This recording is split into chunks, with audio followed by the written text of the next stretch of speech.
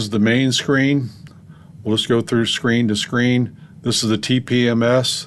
That'll tell you your tire pressure. We'll go to the diagnostic screens. We'll go to the data links, switch packs, barrel controls, BCM inputs, BCM outputs. We'll go to the information screen, latest software, what versions you have.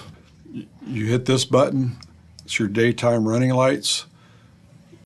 The auto dim on and off, your camera, the load mode, mix mode, and transport mode buttons. We go to the barrel, hit that button, you get more information. Hydraulic pressure, manifold pressure, hydraulic temperature is right here. Here's our new water meter. I would leave all this on for your main screen, your operating screen, as you're using the vehicle.